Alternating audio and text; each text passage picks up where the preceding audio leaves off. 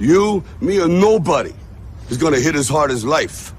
But it ain't about how hard you hit. It's about how hard you can get hit and keep moving forward. How much you can take. Plan. I'm the enemy. Because I like to think.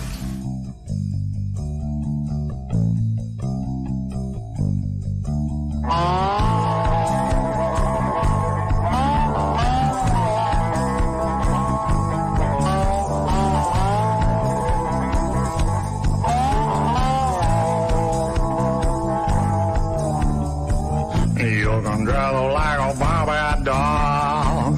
You can hang out like a biker's mom. You fit in anywhere you go. Bring your own style just to steal the show.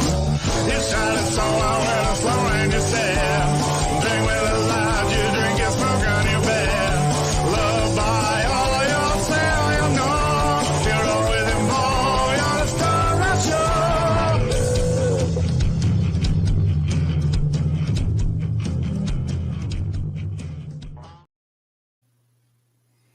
Hello and welcome to another episode of Fultonland Live. Thank you all for joining us. Good to see everybody here today. Darren Wagoner, Statistical Zero, Mr. Von Stugel, Nefarious. Good to see everybody today. We've got an interesting week that's shaping up around here. We've seen, how would I put it? There's been a new crowdfunding campaign advertised recently that's generating a bit of interest. Whether it's for the right reasons or not will remain to be seen. Hey, there's Oliver from 656 Comics. Good to see you today. Amanda's in the room. Welcome, Amanda B., Senior Counselor in Chief to the realm of Fultonland. Good to see you. Darren Wagoner, Obnoxious Hashtagger. Yes. Derek Clay, good to see you, sir. Derek. So, I'm wearing my Macho Man tribute outfit today. Oh, yeah. Oh, yeah. So, let me think of where I should even begin. So, last night I was listening to a live stream, and there was some talk about a new crowdfunding campaign that some people were thinking might be a ripoff of an existing campaign. And it got me thinking about how in the comic book industry, as in any entertainment industry, film, TV, video games, traditional novels, it doesn't matter. I mean, this sort of thing happens everywhere you've got people who are trying to produce creative work. It also happens in academia as well, where you've got homages and tributes. You've got work that's inspired by someone else's original work, but then you've just got straight out ripoffs. And so I want to take a look at this new crowdfunding campaign that's being advertised, and we can see what we think about, was this inspired by some other creators' work? Is it a ripoff? Is it a little of both? Personally, I don't know, and I don't think we have enough information to make an informed, certainly not an accusation, but whether or not we have enough information to make an informed conclusion, that's just going to depend on each individual. Myself, I'm not convinced I have enough information on it to make a definite call one way or another. But I do think there are some interesting factors involved. So before we get into it, I'll just say that where I'm coming from is It could be, I think it's open to interpretation, and I want to come at it from a place of, if I was going to give someone the benefit of the doubt, a lot of that depends on context.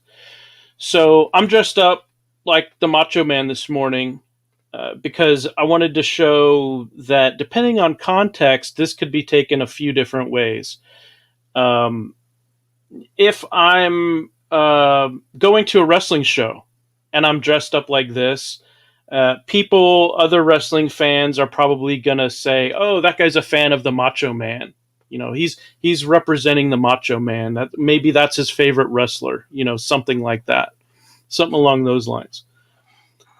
Um, if I'm walking around a shopping center and I'm the only one dressed like this, I might get some weird looks. Some people, or a lot of people, won't know who the Macho Man is and will just think I look crazy. Um, some people might recognize the Macho Man and just laugh, thinking I look ridiculous. Some people might say, "Oh, that's cool," you know, and they might shout out, you know, one of the Macho Man's catchphrases. Someone might yell, "The cream rises to the top," you know, or something like that. So, um, but I probably wouldn't be accused of actually ripping off the Macho Man unless I was trying to break into professional wrestling and I was dressing like this and I was um, trying to speak in his voice and use his catchphrases, but didn't acknowledge where all of that stuff came from. Didn't acknowledge that I was inspired by the Macho Man himself. And if I even actively denied that I got any of this stuff from somebody else's original creative ideas, then you could say, "Oh, well, you're just trying to rip off the Macho Man," and everybody sees that you're a poser. Everybody sees that, you know, you want what he had, but you haven't earned it, right? You're just trying to profit off of what somebody else did. Um, So we're in just a minute. We're going to get into the details of this new campaign and where some of us think it probably took inspiration. And you guys in the chat, you can please chime in and let us know, what do you think is going on there. But before we do that, I just want to welcome in some more people who have joined the show. Past Master Dan, good to see you. There he is, Jim Cox.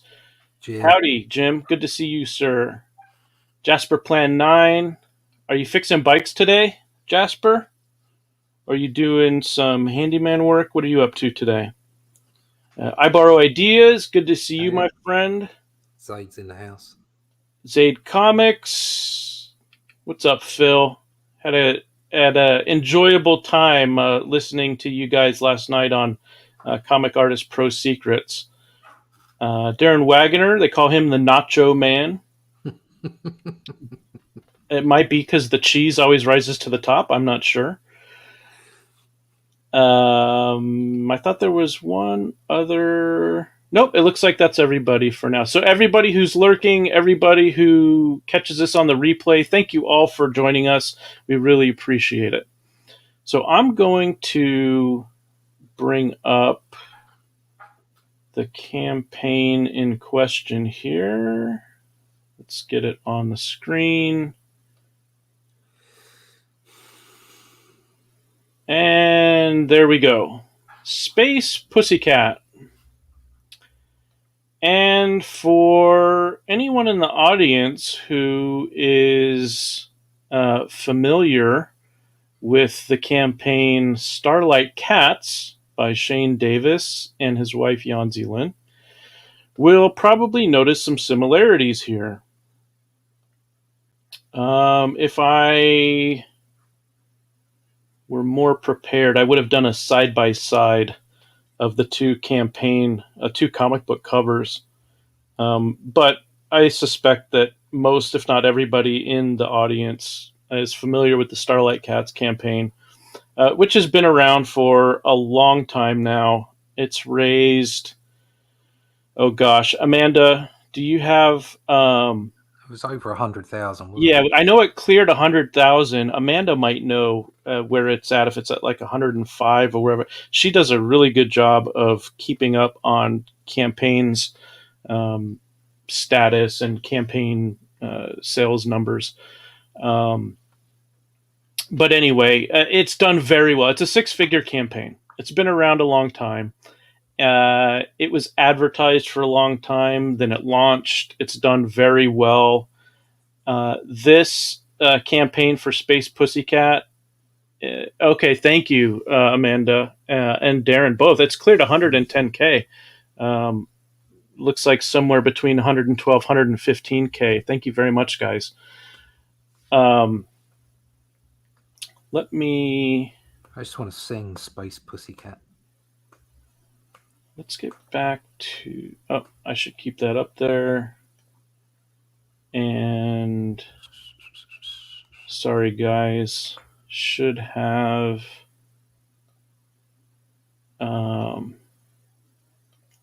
Should have had this organized a little bit differently, but there we go. The similarities here are pretty obvious, so I'm not going to belabor that point too much. If you want to look up Starlight Cats on Indiegogo, you'll see that there's some very obvious similarities here. Statistical Zero says, this isn't much different than when JDA did that Robo-Toad book. I doubt this book will do amazing. These rip-off spite stuff rarely do. I'm going to play devil's advocate here. Sure. I don't know anything about this campaign. I don't think anybody does, because surely it's only on a mail list at the moment. Yep. Erring on the side of fairness, it may be inspired by Shane. Anthropomorphic comic book characters are not unheard of. True. And putting them in space is not the most original concept, in all fairness to all parties involved. Agreed. So it's difficult to suggest that it's absolutely a rip-off, because anybody could have used a cat. I did, when I bought out my book, there were several other people doing death in their books. Only mortality could save us. So, it's difficult to throw that accusation. However, bearing in mind some of the background on this, exactly what you were saying earlier, it's people's actions and people's the way people portray themselves online often lead you to thinking certain things because of the way that they are. As I mentioned to you when we were backstage, I stay away from arguments and from drama simply because I'm not interested in it. What I do is I post my own work, I post my own art, and I also repost anybody's art, no matter where they're from or who they are, if I think it looks great and is worthy of a chance. Do you know what I mean? So I would repost lots of people's campaigns, all kinds of campaigns. Sorry about that. And all kinds of I'm going to mute just for a sec while it's on. Yep, no worries. Statistical Zero says, the color scheme is what makes me question it as inspired by, not to mention the main lady there looks Asian and that cat looks like Barnaby. Yeah. I'm not I'm not here to blindly support somebody else. I'm just throwing out the alternatives, to be fair. Right. So as I was saying, sometimes the way people show themselves online, the kind of things that they do, the things that they say, and the activities that they are involved with lead you to an air of mistrust or doubt about their direction, about their motives, and so that can be added to something like this. So where I'd be giving the benefit of the doubt, and then you look into the background of the way maybe some of the people that are involved are motivated, and you can go, right, okay, well that's kind of casting doubt on my fairness, on my observation of giving somebody some kind of calling out the devil's advocate and saying, well, yeah, there's reasons to believe or to think that the worst of something that's going on. So I can see this is. I can see after a long period of time, because like Shane's book has been out for a long time, or at least the campaign has been around for a long time, hasn't it? Yep. And it gives people the opportunity to jump on a bandwagon. Mm-hmm. So you never know. He might have started a craze of people doing Space Cat books. Well, it's like which is in some ways, people doing that is in fact flattery.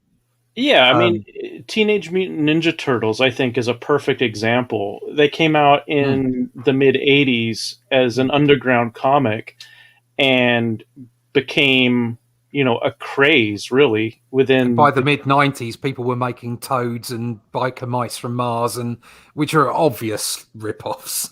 Yeah, I mean, so those would be obvious rip-offs, whether done... tongue in cheek, and they acknowledge, yep, these are rip-off characters. We love the Turtles, and we want to do something similar. And oh, by the way, we're hoping to cash in on, the anthropomorphic animal craze. You also have people like our buddy Don Chin, who did a parody book, adolescent radioactive black belt hamsters. That's obviously a parody that is done both as a tribute to the Turtles. It's done in a very humorous way. They're not trying to hide the fact of where their inspiration came from. It's glaringly obvious, and everybody's having fun with it. And I love parodies personally. I think it's a sign that your idea or your product has arrived when it's getting parodied. I don't think that things or ideas get parodied if they have no impact whatsoever. So you've got the what was it? You've got the Battletoads. You've got the Biker Mice from Mars. I mean, it went on and on. I don't think there was a Kraken. Sorry, just talking to the chat there. I don't think it was a Kraken ripoff. Somebody actively duplicated a campaign, which is a whole different kind of fraud. I think that was what was going on. The Shadow of the Kraken. That's a whole different. That's a whole different thing. There's inspiration. There's ripoffs, and then there's straight up fraud, and that was fraud. the Kraken campaign, that was fraud. Where if people aren't familiar, Vinny Tartamella has a campaign called Shadow of the Kraken, and somebody essentially duplicated his graphic art assets from his Indiegogo campaign, generated a Kickstarter campaign, and was passing it off as they were the campaign owner of Shadow of the Kraken, and they were trying to get money.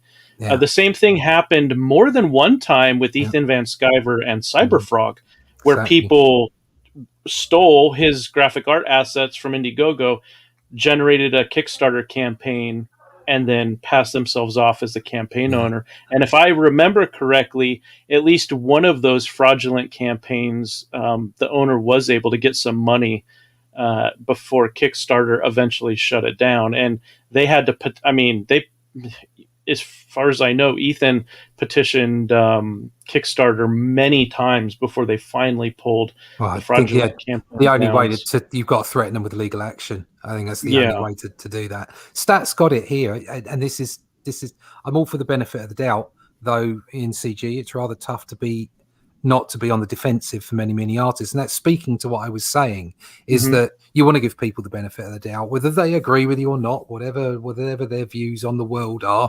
Everybody's got an opinion, and that's fine. We should all just get on, But when they start attacking, or when they start virtue signaling to suggest that one set of people is in some way morally corrupt and they are not, and then they bring something out, it's difficult to give said person any benefit of the doubt, because exactly like I'm saying, you've seen the way those people act online. And that's the problem. It is when, as soon as you start putting yourself out there online and start spouting ideological, political, personal views, they're going to come back and bite you on the backside. And this is something I've spoken about in so many streams about professionalism. It's like, be the pro, be the better person. Don't talk about your personal opinions. I don't care what your personal opinions are. Can you provide a product that will entertain me? Thank you very much. I'll buy it. You know, if you want to come on and give your personal opinions, fine. So you're going to divide the audience. Some people are going to like you and some people aren't, and that's okay as well. If that's what your bag is, if that's the way that you work, fine. If you want to come on and be like, I'd like to believe that what we're doing here is just being honest and how, you know, just answering and talking about subjects in a calm, level-headed, fair, I would like to think, way. Great, and that can encourage discussion, can encourage an environment where people talk to each other. But just to spout, literally, just to spout online, and then expect people to trust you in a situation, that's the key to it, isn't it? Yeah, no, I agree. And that goes to context, which we were talking about before. And we're going to get into a little bit of the context behind this upcoming campaign. And here we've got from Amanda, the premise of the book: an anthropomorphic cat for hire, his foul-mouthed partner, and their space octopus-powered starship, the Pussy Ball, find themselves on a run-of-the-mill recovery job that unexpectedly dumps a precious and utterly disgusting cargo into their laps, a human baby. Okay, right. Even in my small knowledge of Shane's book, which I will admit I have not bought, okay, that sounds pretty familiar. Or am I thinking wrong there? No, I think that there's some similarities. Yeah, I do. Snuggy says, new from Asylum Comics, Space Pussycat. Whoa. Whoa. Space Pussycat. Whoa. Hello, Johnny Rando. Good to see you. Thanks for joining the show. Past Master Dan is of the opinion that this is theft. This is a direct ripoff, according to him. Luis Ledesma, good to see you. Good, thanks for joining us. So, and one of the things I wanted to mention too was Oliver from 656 Comics says that's a quote, "Lol's OMG so random," unquote, premise. He's speaking with Amanda, and the art doesn't reflect the quote unquote wackiness of the pitch. No, it doesn't. No. And yeah, I agree with that. I think that's a good point. But then that's exactly what the you've got Teenage Mutant Ninja Turtles, okay, and then you had Biker Mice from Mars. Well, that's utterly ridiculous. Biker Mice from Mars. Yeah. And you think, well, isn't Teenage Mutant Ninja Turtles? Yes, they're both ridiculous, but one is so obviously just trying to look for random aspects to characters that are not Teenage Mutant Ninja and Turtle. Right. Yeah, and block them into something else. And you can usually see when something's derivative by the nature of the way that it's described like that. As opposed to an intentional parody, like, you know, we were mentioning Don Chin did with the radioactive hamsters. Weird Al Yankovic, you know, made a whole career out of parodying other musicians and singers, but it's the sort of thing where he went on record publicly many times where he only parodied people who he respected. You know, he liked their music, and because he liked it, he wanted to essentially do a tribute his way, which was through parody. And so he would get permission from the artist, whether it was Madonna or Michael Jackson or Cyndi Lauper or whoever it was, and Nirvana. And he would get their permission first. He would let them know what he was thinking of, and then when he would be finished with a song, he would let them listen to it, and he would make sure that he got their seal of approval before it went, into the album that he was putting together. So there's a case of, quote unquote, ripping someone off, except when it's done via parody and it's very clear to everyone involved that it's parody. Now it's not a ripoff. You're talking about an actual different type of art form where there's humor involved, and it's not straight up fraud. Snuggy's got it. Infant genetic taekwondo tree sloths. I like that.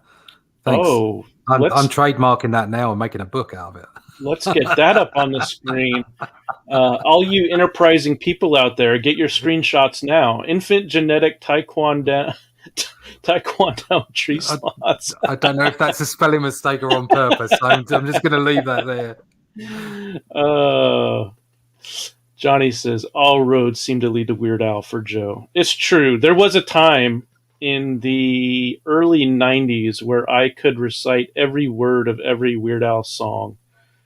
I admit it. You got me there. But let's come back to the point that we mentioned a couple minutes ago. Russ, you talked about the idea of cashing in on a trend. Right. There was like Biker Mice from Mars. That was obviously trying to cash in on a trend that the Turtles had set. And quite specifically, once they went from comic book to cartoon, and they were adapted to be very kid-friendly, because the original comic was not kid-friendly at all. It wasn't. No. But it was adapted into a cartoon, and from there, the cartoon spawned a bunch of toys, and then it was just a worldwide phenomenon after that. And so there's this trend it established that other people tried to cash in on. And so I would say, if we're looking at this situation reasonably and with critical thought, I agree with you, Russ, that I wouldn't necessarily jump to a conclusion right away saying, oh, it's a direct ripoff. I would want context. Yeah. So I would start to look into, as you said, maybe let's look at the backgrounds of the people who were involved and see if that can provide some context to this. Since this thing was announced on Twitter, let's look at maybe other tweets that they've made to see if those offer some context that let us know, is this one of those situations where two different people independent of each other arrived at similar ideas? Because that does happen. Anytime you get a large enough group of people in a common industry, or they're working toward a common purpose, inevitably you get two people that come up with a similar idea independent of each other. So that's, like we said before, that's a possibility, but there are others as well. So Nefarious, again, going to context, Nefarious says the writer has done over 20 other titles. So that tells us it's not like they just jumped in last week to the comic book game. I'm interested. It's actually said that Space Pussycat is on let's say it's on one of the other platforms. It's been out since 2019. Oh, okay. And it's had 4 issues. So in all fairness, it was out before Shane Davis put his project out. And he also says Inverse Press, the publisher, has also published 26 other titles. Jose Garcia, welcome to the show, my friend. He says, doesn't matter if it's a rip-off, ill intent or not. It only matters if it's good or not. Good point. I mean, at the end of the day, you know, as the Macho Man would say, the cream rises to the top. Mm-hmm. So, my terrible impression, but that's effectively it, isn't it? That's it. It doesn't matter if it's any. We could do a Superman book. We could call it Extra Man, and it wouldn't matter if it was good. People would buy it. Yeah, I mean, there was the controversy for decades over the original Captain Marvel, who is now called Shazam with DC Comics, and Superman, and there were lawsuits going back and forth between the respective rights holders for decades, between who ripped off who. And that's one of those situations where so many comic book creators back then in the 30s and 40s were inspired by mythology, and they were essentially creating a new mythology for a new age of humanity. And so it's not unreasonable to me to think that, all other details aside, I could easily see a couple of different comic book creators in the late 1930s being inspired by mythological figures, and then independently of each other coming up with similar ideas for superheroes. Yeah.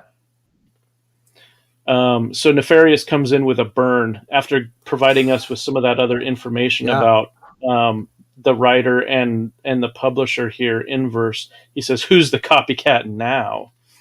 I will say that I know Shane has talked about him and Yanzi developing Starlight Cats for several years.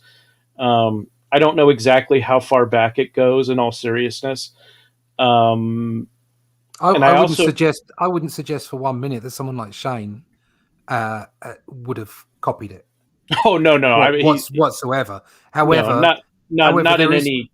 Yeah, go ahead. However, the question is: has somebody copied him, or have they simply come to a similar project in and then possibly if he's had success, then ridden a further wave, as it were, simply because of the similarities. And who was it?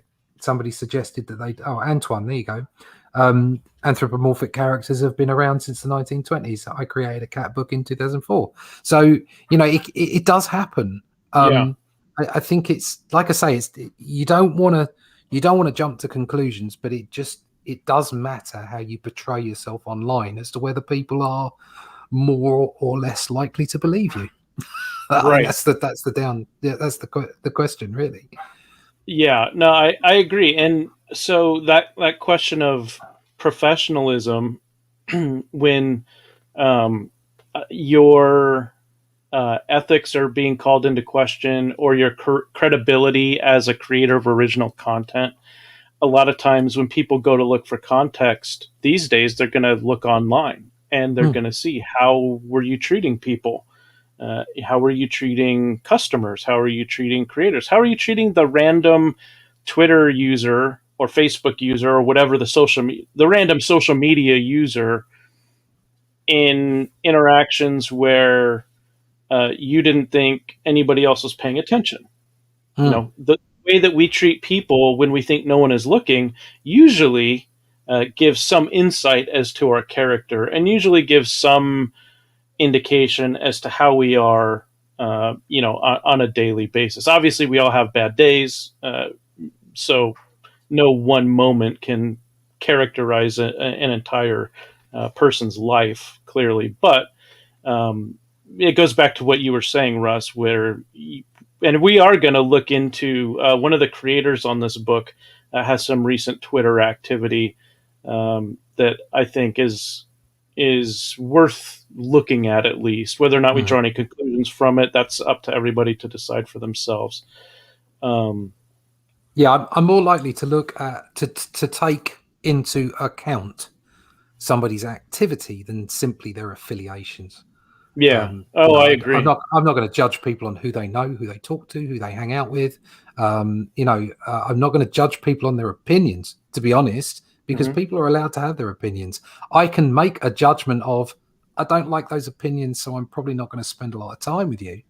But you can't judge other people. You can only judge your opinion of those other people. You can't judge those people because you don't know their lives. It's as simple as that. So you can just judge you can just hold an opinion or hold a view about their behavior as to whether you'd further that into a purchase, a support, a personal friendship, whatever it might be. But you certainly can't judge them on the people that they hang out with or the kind of places they hang out at. Hmm. Yeah, I agree. Snuggy says, "Are Starlight Cats and Space Pussycat similar? All I know is Shane's spoiler and whoa, should read about what I back." Derek has a good point here. He says, influences are not something you rip off. You learn by mimicry. So, whereas Yeah, you can be inspired by something. Like yeah, with the Outliers, our flagship character, the Saint, is clearly inspired by both Superman and Captain America, both in his personality and kind of how he sees his role in the world after he gets superpowers. Also, his costume design, but his powers are completely original. They're not like Superman's or Captain America's. His backstory is completely original. Nothing like Superman's and nothing like Captain America's. And he does have other influences as well. Um, so that would be an example of a character that has very clear inspirations in older, more established characters. But the Saint is, in and of himself, a completely original character. yeah, yeah. Derek's got it right. Great ideas spawn great ideas. There's, Hmm. but in the comic book industry, more so than so many other creative industries, we are standing on the shoulders of giants constantly, Yeah. which is why it's so annoying to see a portion of the industry constantly accusing their forebears of some kind of misdemeanor or cruelty or bad behavior. It's just stop it. You wouldn't be here without them. Show them some Yeah. respect. But we're all standing on those shoulders of giants. So the way to differentiate between ripping off and inspiration is Kirby's New Gods are an inspiration. Thor and Asgard in Marvel Comics are an inspiration. But Hmm. my work on Only Death is not that story.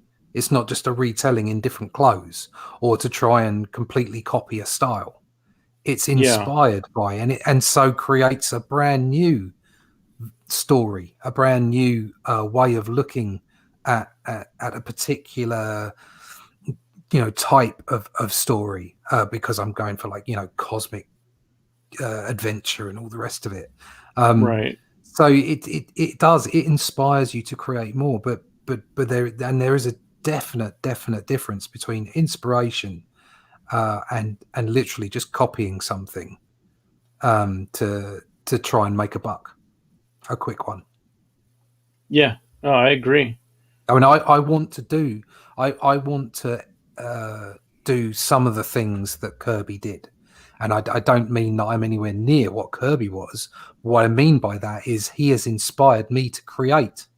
He's inspired me to want to force myself, to push myself, to Hmm. create more and more comic book work. I came late to the party. His first Fantastic Four book was when he was 44, I think, something like that. Yes. Yeah, I think it was 44. Yeah, I mean, I've been working now properly in the industry for about 7 or 8 years. I've been back for 11 years. Okay, and I'm just starting to work my way through some serious, like meaty stuff. I've got my own book going. I'm working with you on the Outliers, and it's really creative stuff. I'm really enjoying myself, and I want to get that library of work. And that's what he inspires me to do. It's not Yeah. just his style or the way that he was. It's his work ethic. It's everything about the man. And then back to those other Bronze Age artists, it's their work ethic and their skill and ability, and it's volume, just getting more and more work out there, beating yourself every time, making your work that much better every time you put a pencil or a pen on the page, making sure it's better than the previous time. You can have a slow page, and it might not be the best page you've ever done, but it's better than the last slow page you did.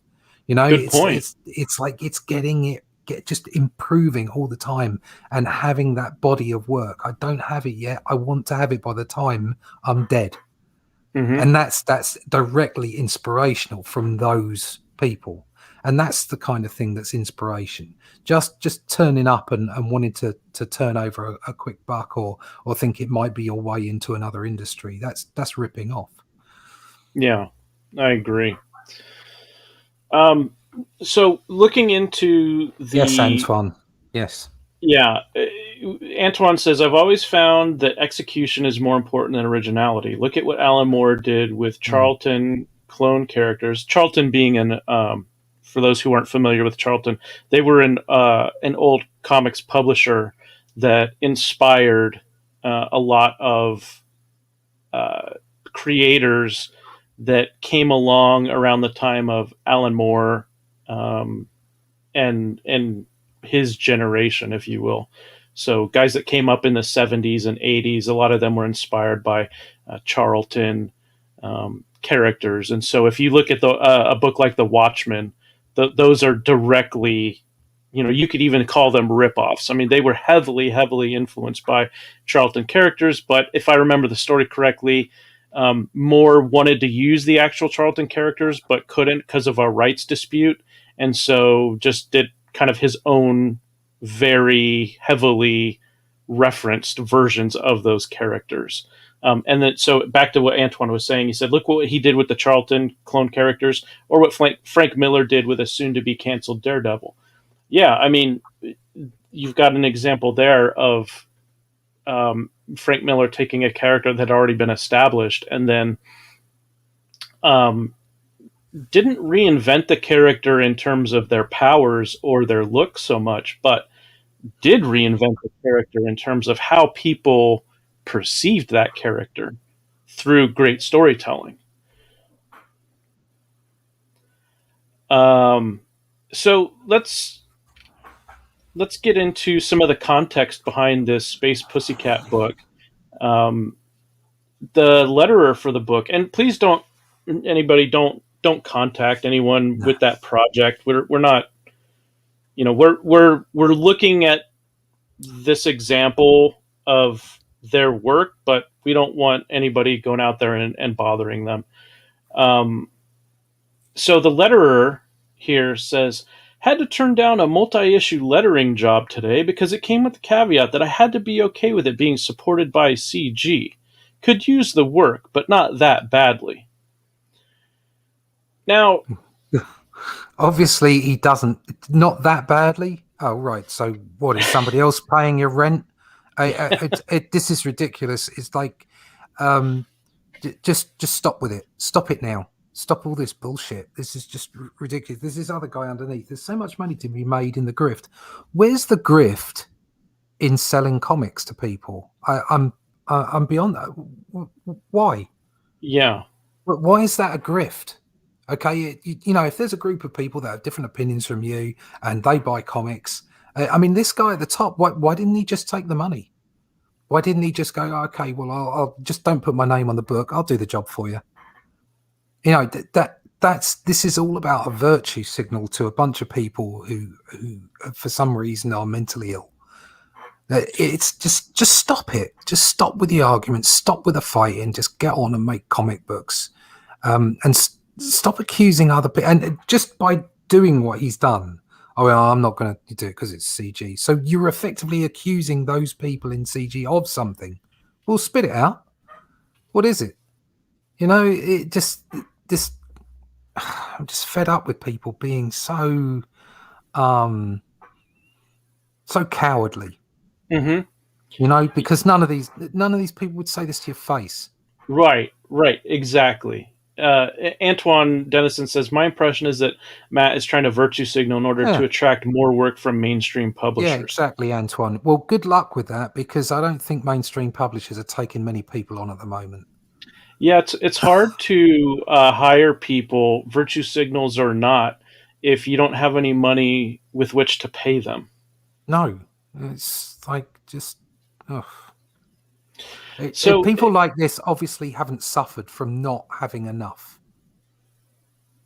I mean, if you have the luxury to go out there and say, oh yeah, I was offered, a multi-issue job, which a whole lot of creators in this business right now would absolutely love to get offered a multi-issue job. And for this guy to say that he turned it down, and it's not even, I mean, you could use a pen name. You could choose to not be credited. You don't have to. I mean, if you could use the work, whatever this guy's, yeah.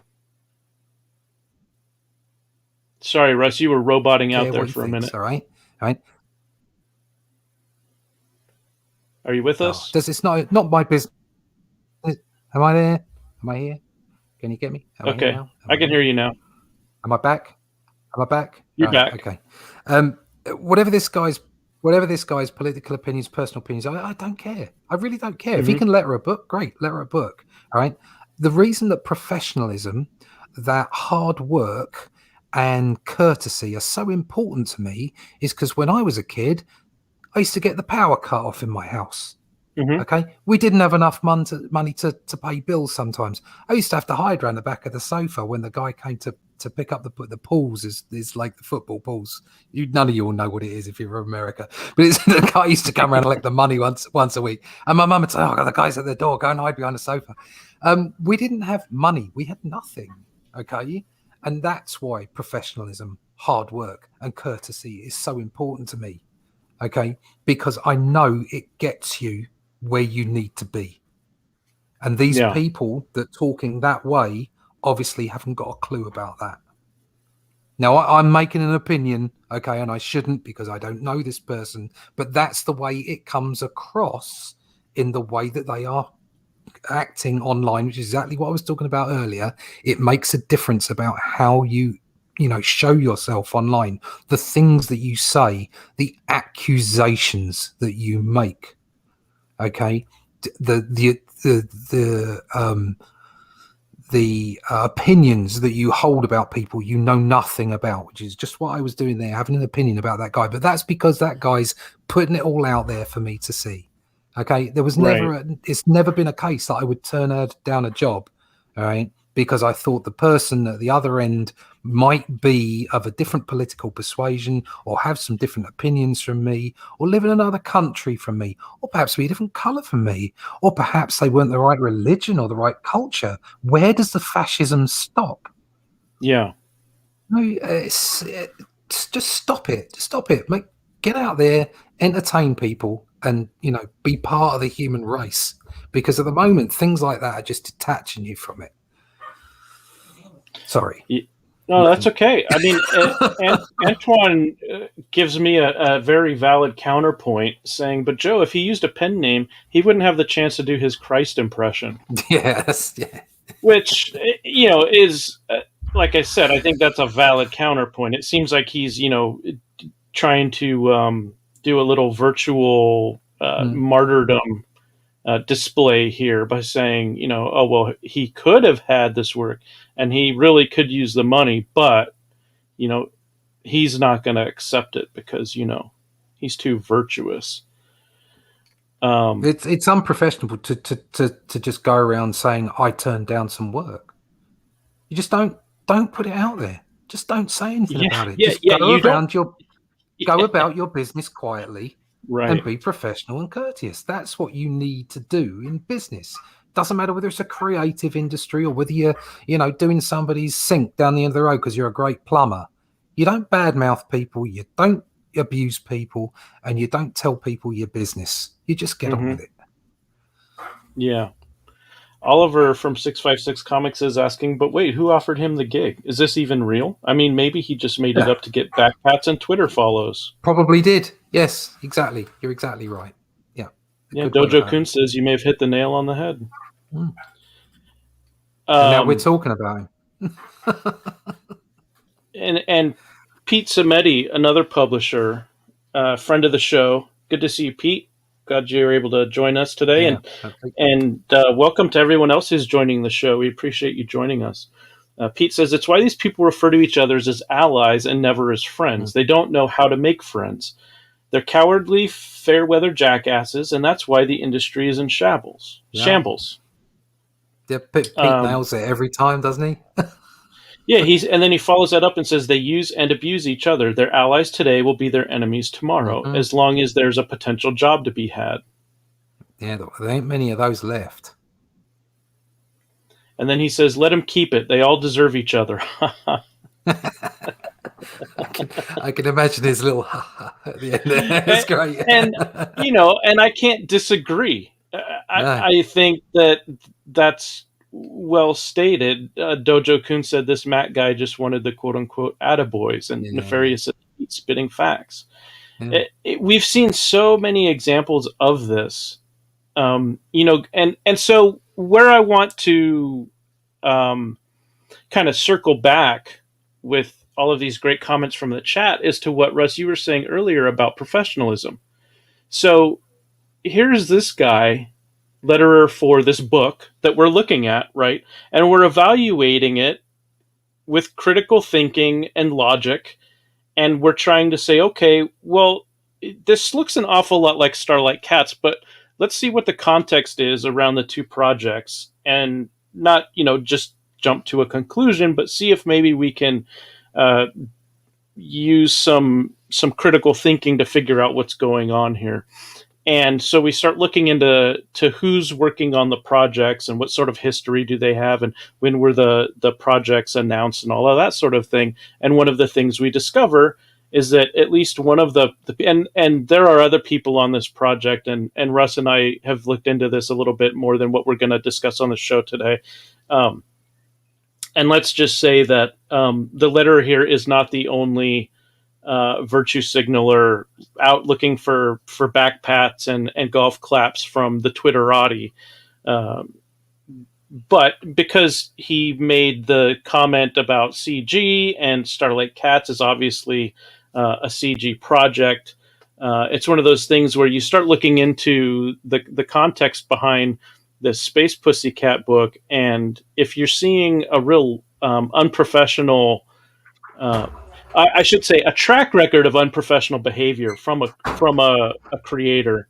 Then when I see that he's aware of CG, then that makes me think, okay, well then he's probably aware of Starlight Cats, and that's where I start I mean, thinking, well, it it colours maybe your it opinions, doesn't it? maybe It it is colours your view. yeah, it starts Yeah. weighing, what how likely do I think this is a coincidence versus how likely do I think that this is more than a coincidence? And I want to be really clear. Russ and I are not making any formal accusations of No. anything on this show. We're still just examining this with a critical eye, looking at what is put in front of us publicly. This is all public record. And we're just trying to use some critical thinking Right, to and anybody could um, see that because the first thing we came in with, first thing I came in with was a counter argument. That's the whole right. point, is to see it in a fair and open light. But that's the whole point, is when you start behaving in the way that so many people in the industry do behave, it colours your opinions of them and their projects. And it's not about not liking someone because of their opinions, but it's the way that they go about it. Okay, so you can vote for a political party, or you can have a particular culture, or think a certain way. I don't care. Make your comics, put it out. Doesn't bother me. Don't care. Don't care. But as soon as you start pushing on people, as soon as you start accusations, or just basically bad mouthing other people, which is what this is really, then it Mm-hmm. colours opinion about that project. So I try desperately to keep art and artists separate. Like, I'm not interested. I just want to see the art. Or, if they can make a great book, great. Because there's several of my heroes that have turned out to be arseholes, and I just forget that and just take in what they've done and think of it as the creation that they've put out, and it's great and I enjoy it and I forget it.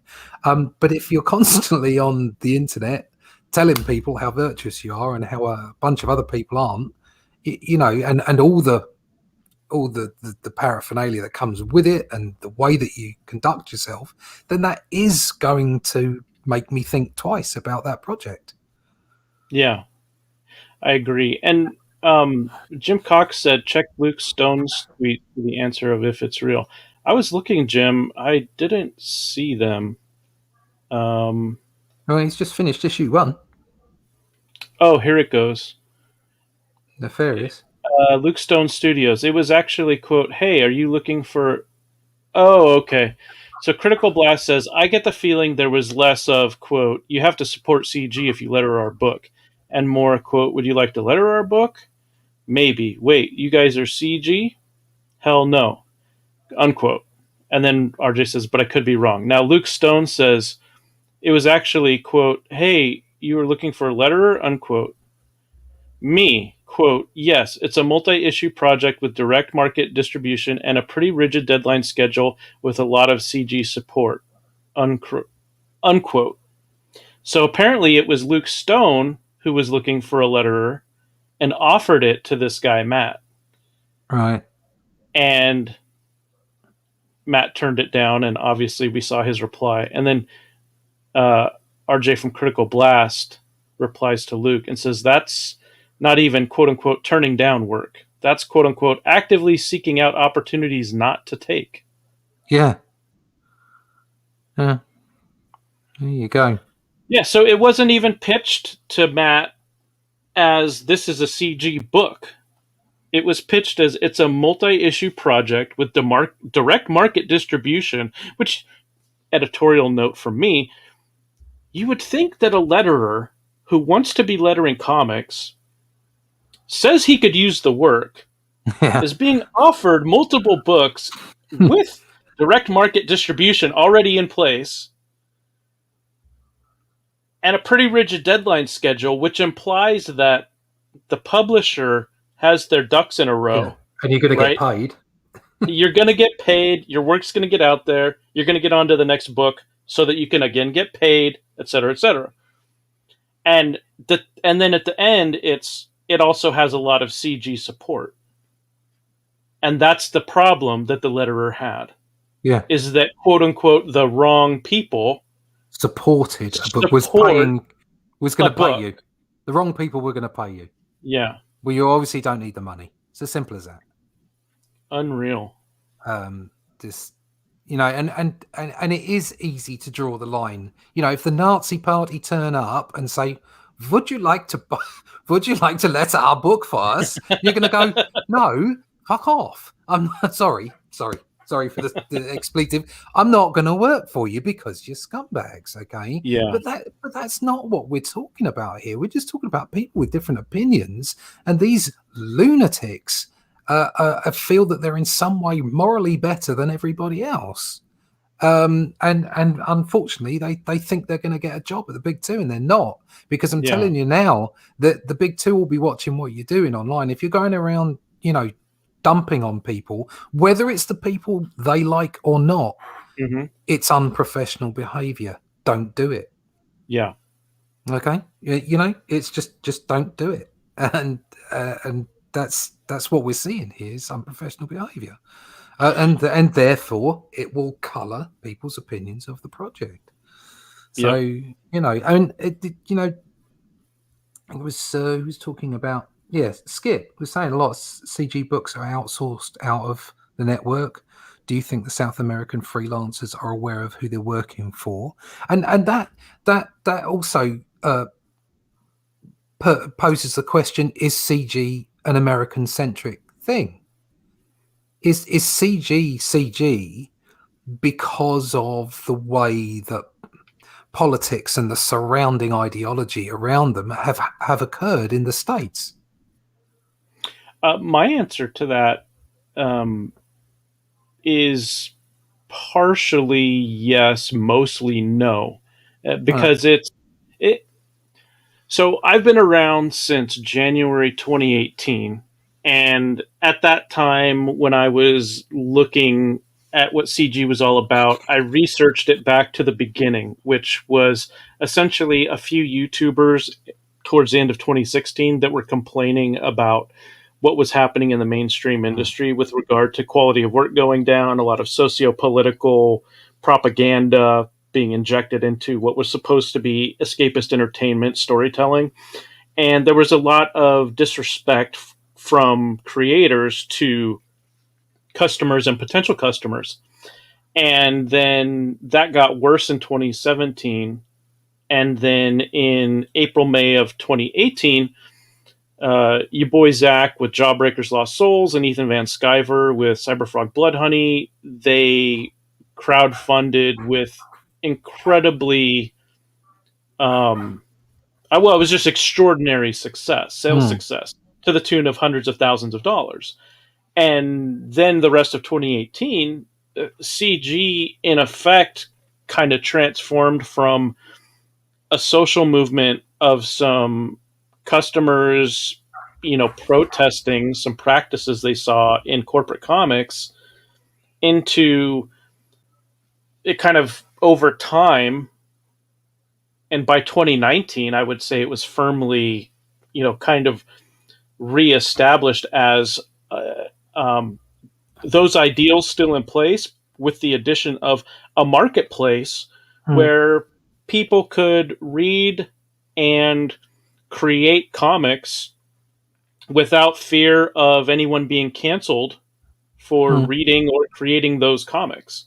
Yeah. And it's only grown exponentially since then. So, and it's a global thing. It's not a US thing only. So I would say, to answer your question, Russ, that it may have started in the US with the particular YouTubers who in 2016 were kind of coalescing around the same set of ideas, but it quickly branched out to be a global thing.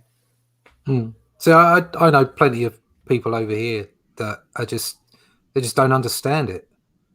It's just, be do your thing.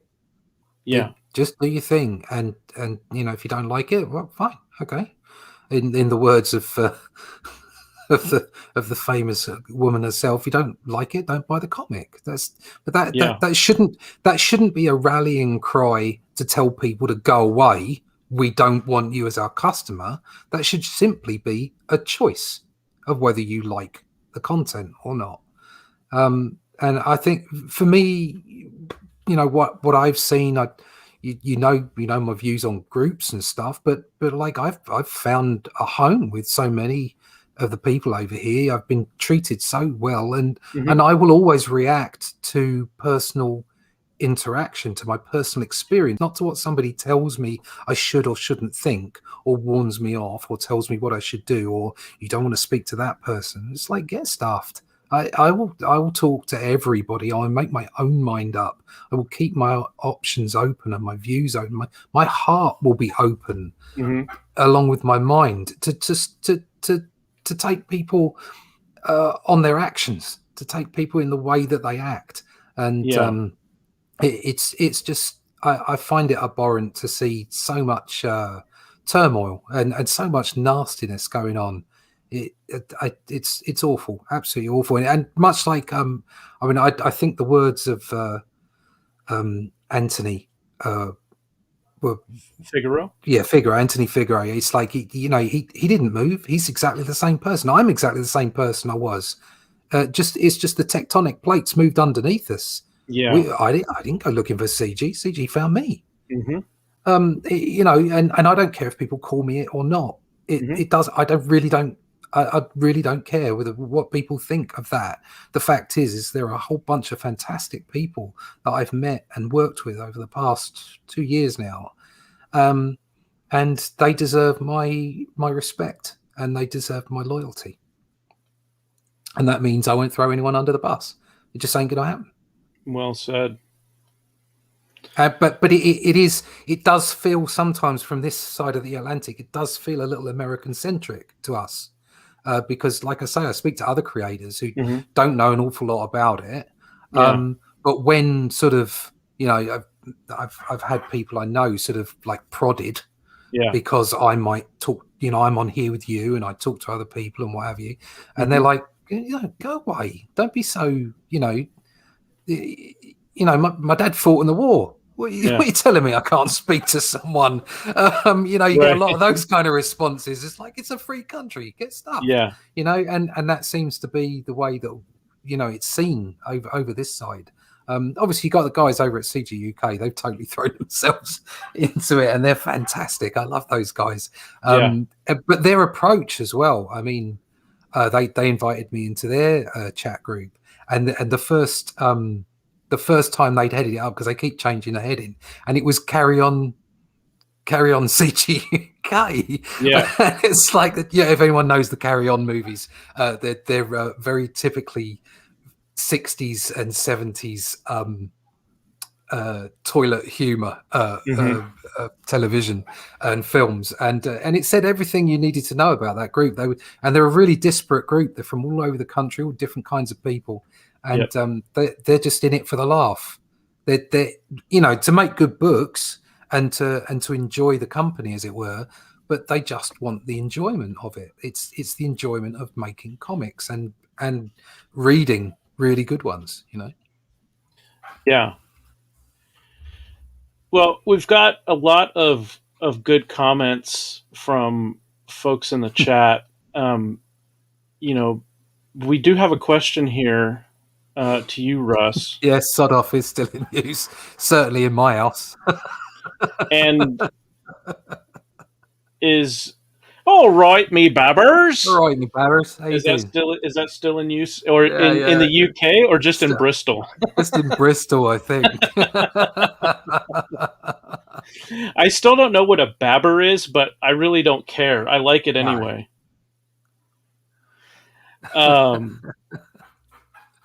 But yeah, it's it's all so messed up, isn't it? I mean, who would have thought 10 years ago you would never have, I mean, I know there were obviously clues along the way, but still you wouldn't have thought there'd be the hideous world we're currently living in.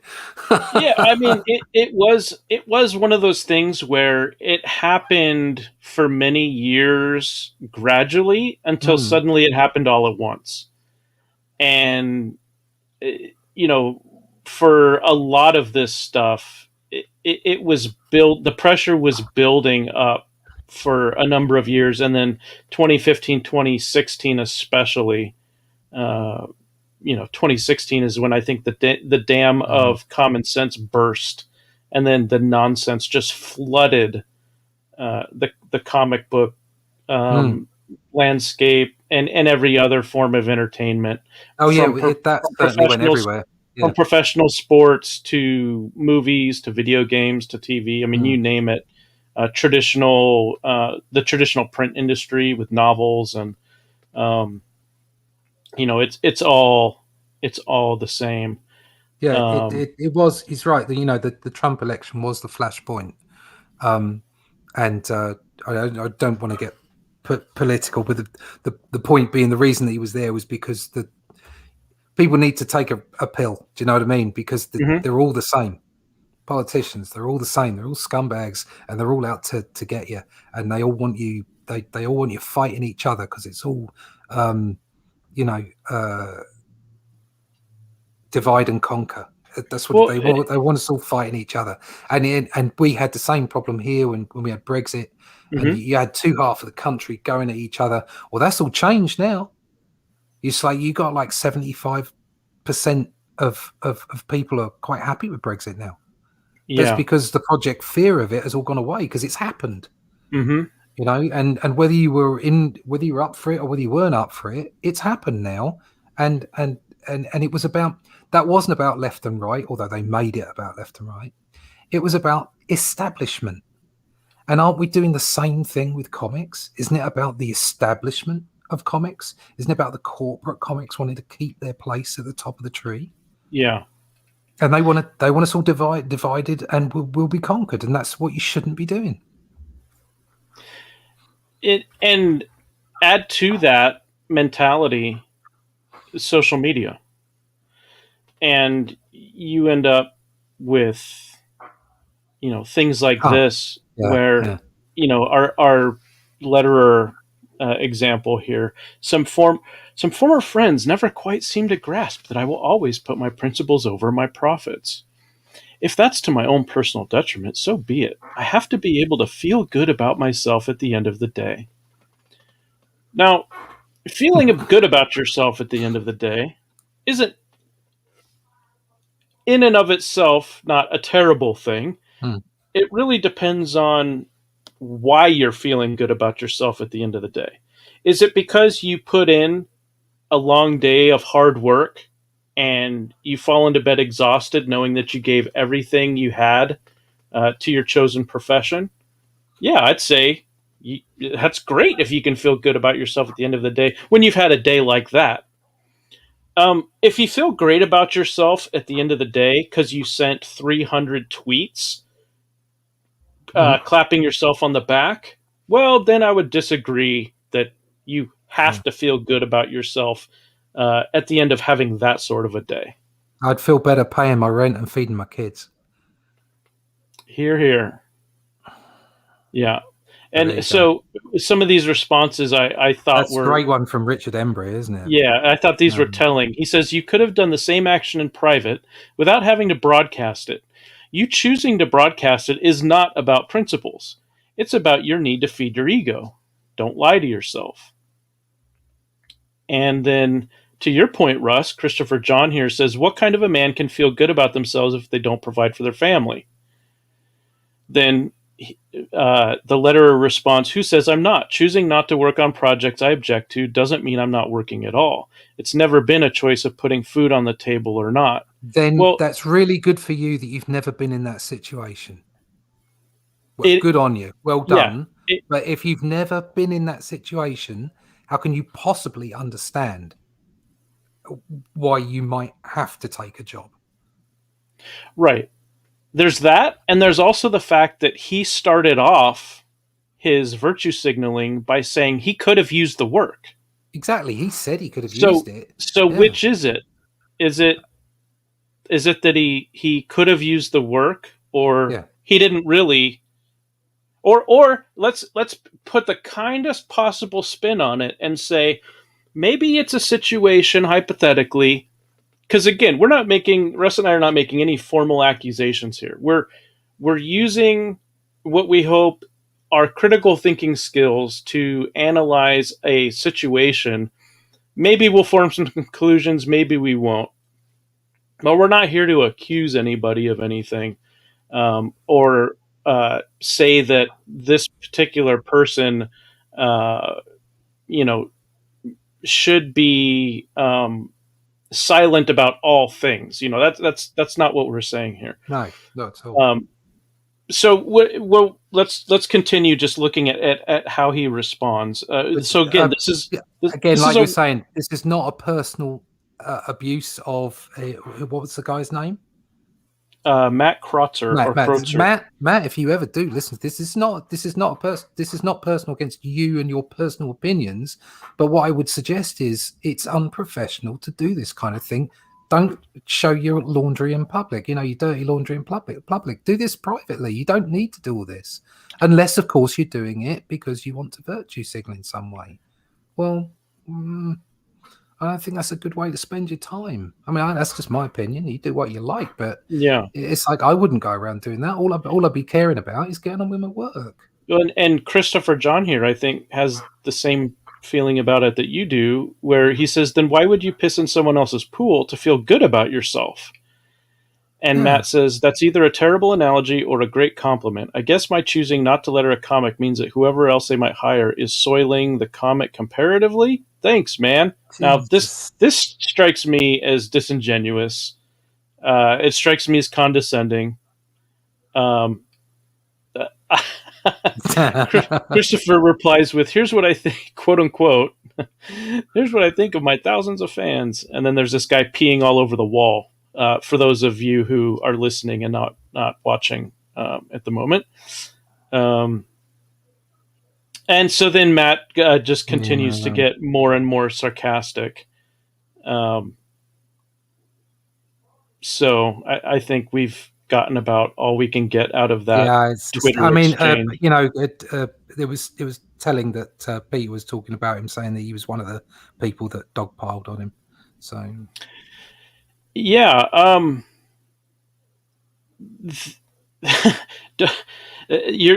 to your point, Russ, and to Pete's point, earlier in the show, Pete Smetti was saying that this guy, this letterer, had been on friendly terms with Pete until another letterer, ironically, was lying publicly about Pete, and then apparently this guy Matt jumped in on the dog pile. Dojo Kun Comics says, how many of you have tried to explain this whole thing to people outside of comic fandom? I've explained this to friends, and they are incredulous that there are people like that in comics. Dojo, it took me weeks of short bits and pieces to explain it to my wife. Yeah, same with me. Yeah. Because there's no way she would have put up with me spending 2 or 3 hours trying to explain it all in one sitting. After 2 or 3 minutes, her eyes would glaze over, and I'd say, okay, that's enough for today. We'll come back to this a little bit later. It's hard enough telling it to other people that are outside. I mean, I've mentioned this before, so I'm boring everybody, but coming from a professional background, coming from owning my own business, being in agencies and all the rest of it, coming to a situation that this was going on is incredulous.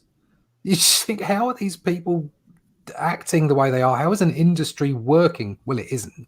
But how is an industry working in the way it is if all these people are just like dogpiling on each other, or it's like crabs in a bucket, whatever analogy you want to give it? And you think, well, what the hell is going on? Stop it. Antoine says, if he really wants to, quote unquote, feel good about himself, stop lettering altogether and go feed children in a third world country. What a saint. I mean, yeah, we could all do something more saintly, couldn't we? And Stato echoes one of your earlier points, Russ. Not all thoughts need to be said out loud.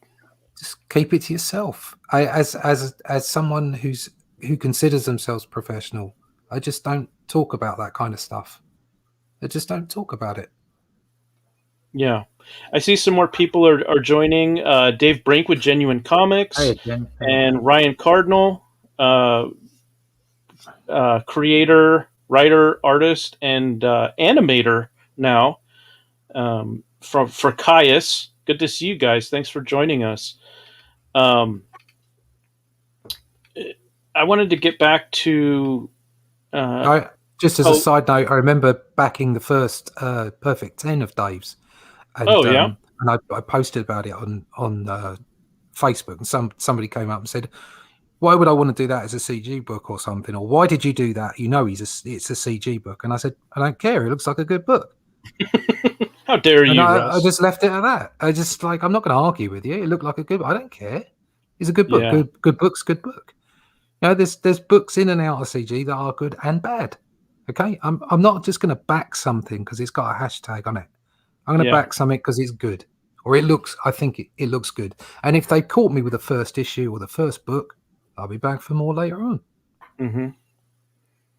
Bristolian Dave. Before I read Dave's comment, I'm going to say that with Outlier Comics and Fultonland, we're building a family-friendly brand, and YouTube is an age 13 and up platform, so we try to present an age 13 and up type of show. So, Dave, I'm gonna do something virtuous and noble here. There's somebody who used to be affiliated with CG who tried to say to everybody, don't tell about the fudge. And I'm going to say that in the Kingdom of Fultonland, we love fudge. Yeah. And fudge, so whenever I feel it necessary to mildly tone down some of the language to keep the family-friendly atmosphere, I'll substitute certain words with fudge.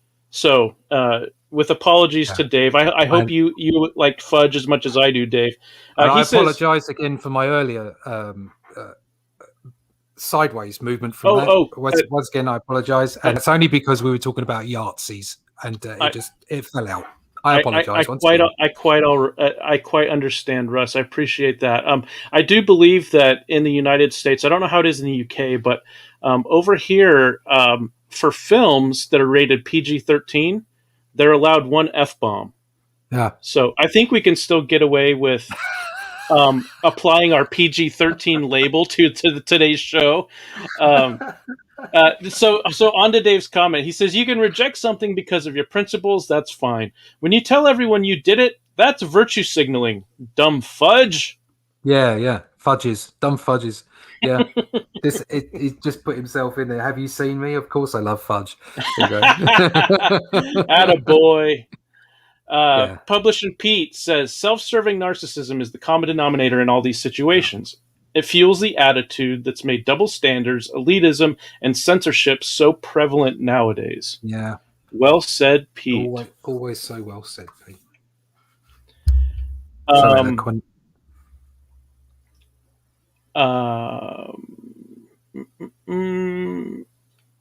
Here's Yeah, here's what I was looking for. this is exactly right. So Pete comes in with a quote from Andrew Carnegie, who is an extraordinarily successful businessman of the late 19th and early 20th century. Quote, as I grow older, I pay less attention to what men say. I just watch what they do, unquote. And I think it's very well said. Russ, I forgot to chat with you about doing an art reveal today.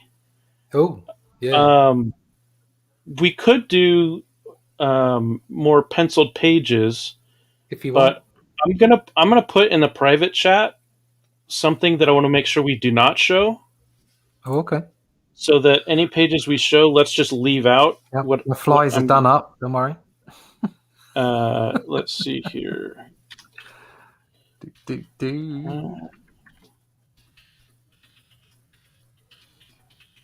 Forgive me, everybody. Should have had this ready earlier. Let me make sure I'm in the right. Okay. Do you see that one? Oh, Russ? yeah. Okay. Okay. And so while we left off, I believe we left off with page 9 last week. And so if you want to get a couple of, maybe we start with 9 today and then do a couple more after that. Okay. We can do that. And Stato says, grace is sorely missing in today's comic creators. Many can't even let the smallest thing go, nor forgive easily, even for nothing things. That's true. I've seen it, unfortunately, many times over the last several years, especially. And I think that bitterness has a lot to do with that. Whether it's, as Pete was saying earlier in the conversation. And Pete, you're on fire today. You know what? We're for your contributions to the realm. We're going to give you a title today. I'm going to come back to that in just a minute. I want to finish what you were saying because it applies to Stato's point, where so many of them treat it as a you scratch my back, I'll stab yours type of situation, where it's they want favors, and often they expect favors, but instead of returning them, often they will climb all over you in their haste to try to climb that ladder. And so there's a severe lack of ethics and decency, I think, in a lot of today's comic book industry. It's also social media in general. A lot of these people seem to exist on social media, and so it amplifies their bitterness, and that's the problem. That you can not like someone at work face to face, but if you have to see them every day, you tend not to call them names. Yeah, you just get on with them. You just get on with doing your work, and you get on with it, and you do the work the best you can, and you ignore them, because otherwise you get into a fight and you'd be sacked. So you just get on with it, and all these people exist, in the digital realm where they can say what they like and be what they like. But eventually that catches you up. So that's why, no matter what the environment, stay professional and don't tell everybody what's going on. Just get on with your own work. Yeah. Published Pete says pizza is all he needs. Yeah. So pizza. Let's see. How How about Pizza Master? Yeah. The Pizza Master. The Pizza Master of The Fultonland. Pizza Meister. Pizza Meister. Oh. So, Pete, if that's agreeable to you, please let me know in the chat. The Pizza Master, the Pizza Meister, the Pizza Eater, Okay. the Pizza, whatever you like.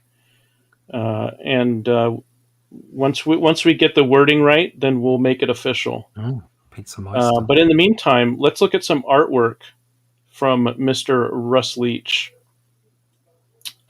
These are interior pages. Pete says, "I'll take it." Ooh, yeah. Oh, yeah. Pete Cimetti, for your service to the realm, I dub thee the Pizza Master. Yeah, excellent.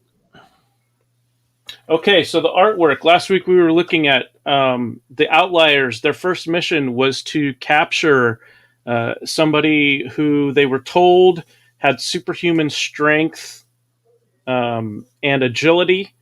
They were not told that he could also transform into a gigantic bear man monster. So when they tried to capture him, they found out that they were in way over their heads. And so right after he transformed, they're having to try and figure out what they're going to do.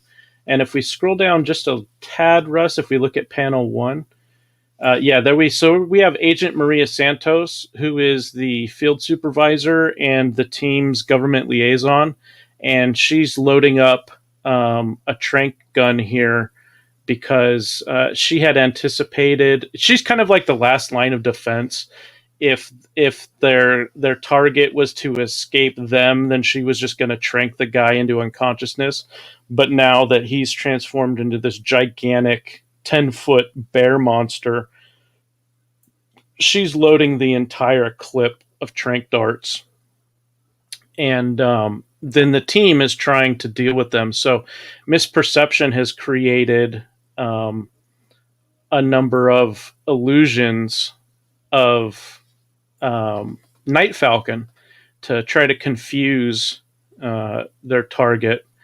And so we see the effects of her powers are around the illusions here. And then the one with no effect around him is the actual guy. So he's climbing up the back, trying to jab him with a tranq dart. And he doesn't take too kindly to that. And Night Falcon suddenly realizes he's in a lot of trouble.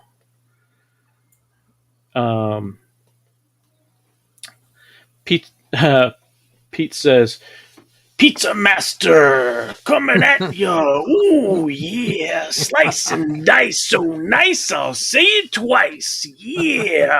I am the Supreme Pizza King. Yeah." I like and it. Statistical Zero says, as the official gardener, because Stato is the official gardener of the realm, Pete can get a pick of the best toppings from the Fultonland gardens. I love that. Nice, yeah. Working together. Dave Brink from Genuine Comics says, what is Maria Santos' sexuality and skin color? We need to know these important things.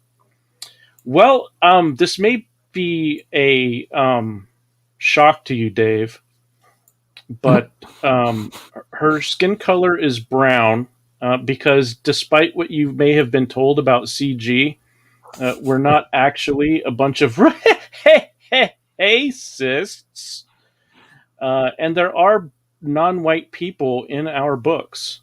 So her skin color is brown, and her sexuality really doesn't matter. It's not important to the story. It's not important to her character. It's not important to her character. Her motivations are not bound by sexuality. Yes, that is correct. If her motivations had sexuality as part of their as part of their DNA, then yes, it would make a difference to the story and would be important. But if it's not, then it's not. It doesn't. Yep. It's no doubt. There's this. argument about we don't want to know about a character's sexuality, and it's like sexuality is part of what make people what they are. We're all humans, and whatever your sexuality may be, it is part of you. But it isn't, apart from a very few people, it is not the driving factors of their lives. It's like they have so many other things going on. So when you are describing someone, it should be way down the list. And if you're describing a character, then it should be way down the list. Because we want to find out all other kinds of things about that character to make them interesting, not just the immutable ones. Yeah. Off-white eggshell. That's a lovely color.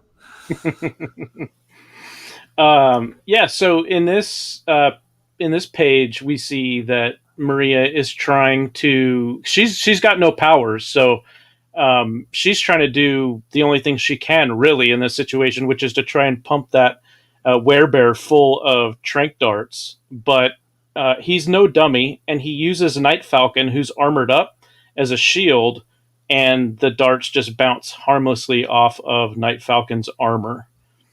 So she is unsuccessful in her attempt. And then Night Falcon, is, he's obviously outclassed here. He's way overmatched in size and strength. So thinking quickly, he extends his talons and jams them into the bear's arm. And he's also got boot blades. And he swings one up, sticks it right into his arm, and our friend the bear does not like that at all. Rawr. So yeah, he's roaring in pain and fury right here. And there's some of that action. Night Falcon is gonna get what's coming to him for hurting our big furry friend. He barely stood a chance. Very good, past master Dan. He barely stood a chance. So Pete says this looks like a lot of fun. Thank you, sir. We certainly drawing it. we're having a lot of fun creating the book. It definitely is a fun story, I think, and we're having a great time making it. Stato says he loves those clean pencils. Thank you. And we have a question here for you, Russ. Dave Brink with Genuine Comics says, good stuff. How long does it take you to draw a page, Russ? Right, okay. At one point last week, so what I was doing was, you saw the layouts before. Yeah, so I'd done a general layout, got the anatomy just about right. And then from there, I would do finished pencils. Those finished pencils, I was doing 2 to 3 of those a day last week. So I suppose if you add in the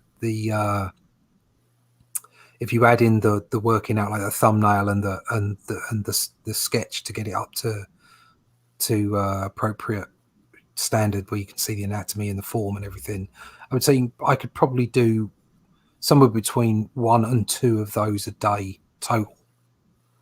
And I'm inking would be the same thing, about 2 a day. So there you go. All right, everybody. I think that is our show. We thank you once again for joining us. We're grateful that you chose to spend your time today with us here. I've said before, I'll say again many times, I'm sure. Without you guys, Russ and I are having a conversation, but with you guys, we have a show. Yeah. So thank you very much. Something else I just want to say is, today we spent time talking about the industry, talking about people's approach to the industry, about how they work themselves out online, the kind of things they do. Yeah. This was not meant to be a downer. It was just analysis. That I think there are so many good things happening right now, especially in the indies. around CG and around the indies in general. Just there's so much energy, there's so much creativity going on. I think we really are in a new golden age. I'm so pleased to be working on the Outliers and being able to do this kind of work. And I don't see it stopping. It's just going to grow.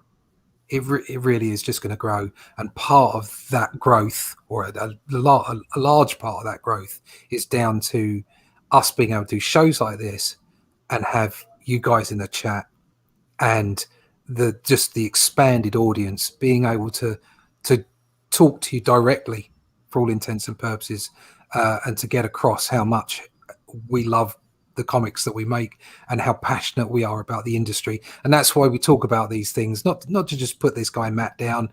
Like I say, this guy, you know, I don't agree with the way that he's gone around his business, but you know what, he might be a really nice guy, and he might have a whole bunch of great things about him, but I don't know that. All I've seen is the way that he's acted online, and I don't particularly like that. That's not the way I would go about it. But it's all about a discussion, and that's how it should be. It should be about these discussions. It should be about an interaction between us and people that buy our comics and other creators, and just stop all this nonsense and just get on and work together, or at the very least work side by side. You don't have to like the person that's next to you.